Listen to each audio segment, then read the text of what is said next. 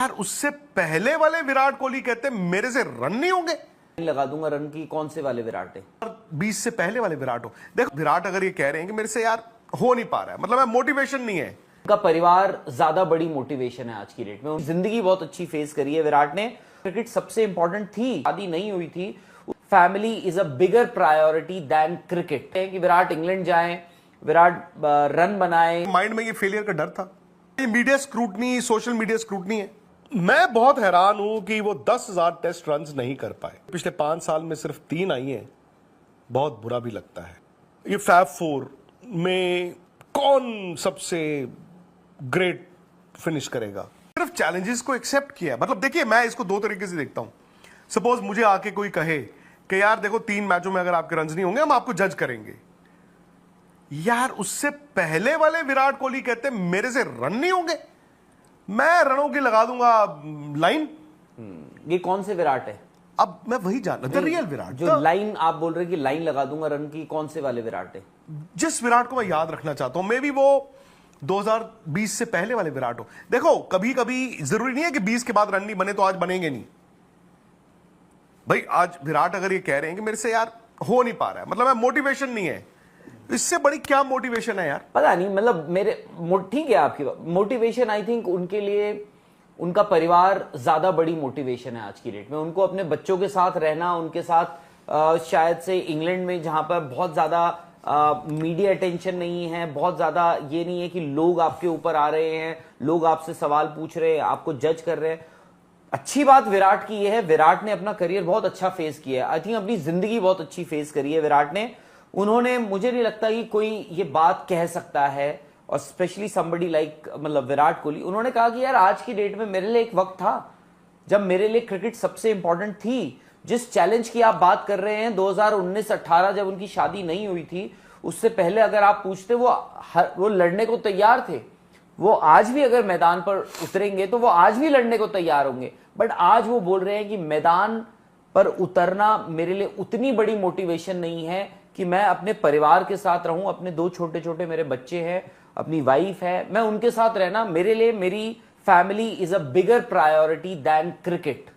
और ये बात विराट, उन्होंने ये कहा है, ये बात विराट ने कही है, ये ऑन रिकॉर्ड उन्होंने कही हुई है। ये बात पहले कह दी, उन्होंने बोला कि मेरे लिए क्रिकेट सब कुछ था, बट आज मुझे पता लग रहा है कि मेरी प्रायोरिटी बदल गई है।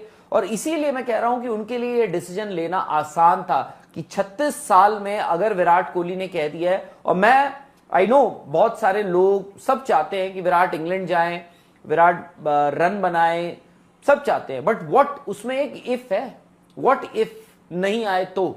और विराट कोहली आप ये कह रहे हैं कि मतलब मैं मानता हूं विराट को फेलियर का डर है माइंड में, उनके माइंड में ये फेलियर का डर था।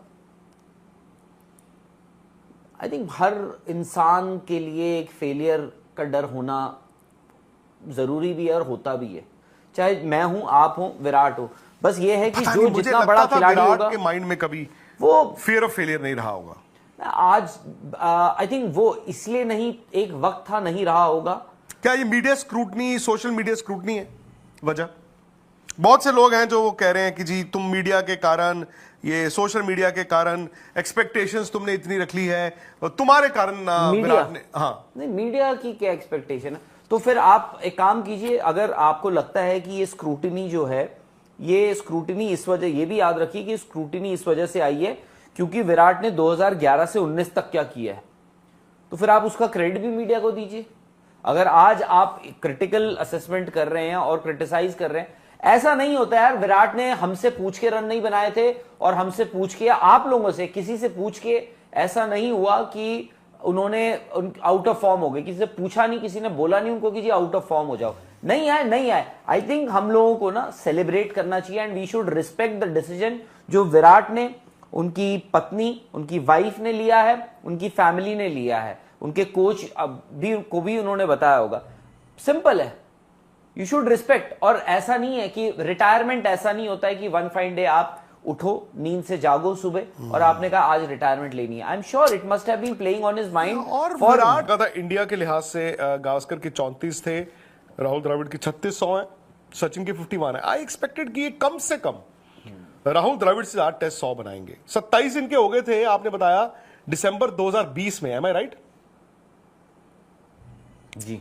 सो मैं बहुत हैरान हूं कि वो 10,000 टेस्ट रन नहीं कर पाए। मुझे दुख है इस बात का कि विराट जब खत्म हुआ उनका तो उनकी टेस्ट एवरेज है 46.85 और मुझे 30 टेस्ट सेंचुरीज बहुत अच्छी दिखती हैं, बट देखते हुए कि पिछले 5 साल में सिर्फ 3 आई हैं, बहुत बुरा भी लगता है।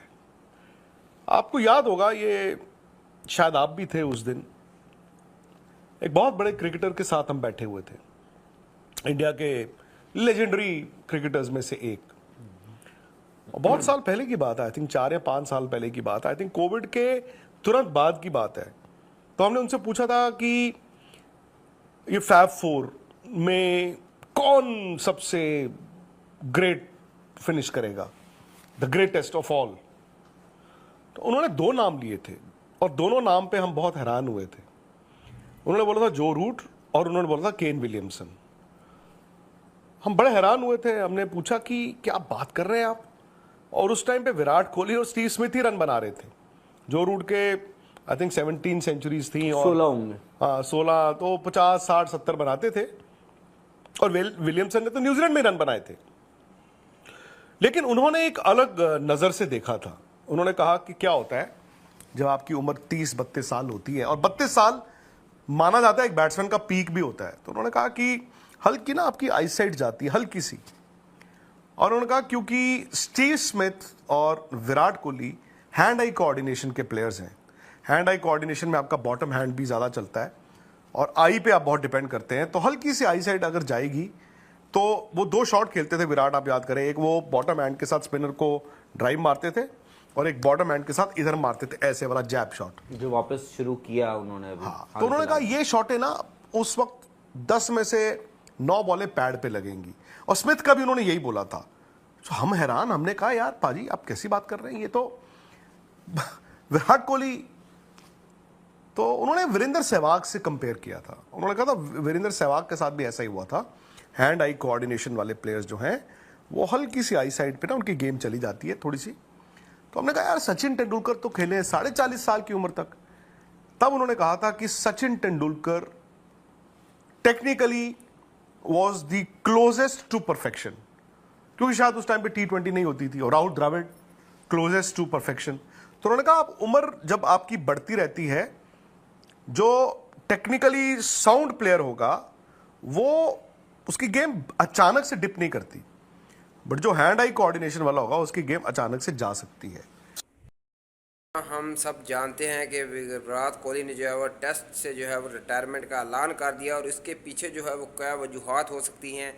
जैसे कि निखिल और विक्रांत का कहना है कि इसके पीछे उसकी फैमिली की प्रायोरिटीज़ थी। वो क्रिकेट से ज़्यादा जो है वो अपनी फैमिली को टाइम देना चाहते थे। क्रिकेट को अगर खेलते थे उनको मीडिया के सवालों का जवाब देना पड़ते। लेकिन दूसरी तरफ ये भी बात है कि गौतम गंभीर और उसकी मैनेजमेंट ने जो है उनको आगाह कर दिया था कि अगर आप इंग्लैंड जाते हैं और आप पहले 1-2 मैचेस में फेल होते हैं तो आपको जो है वो टीम से ड्रॉप कर दिया जाएगा, ना कि आपको पूरे जो है 5 मैच खिलाए जाएंगे।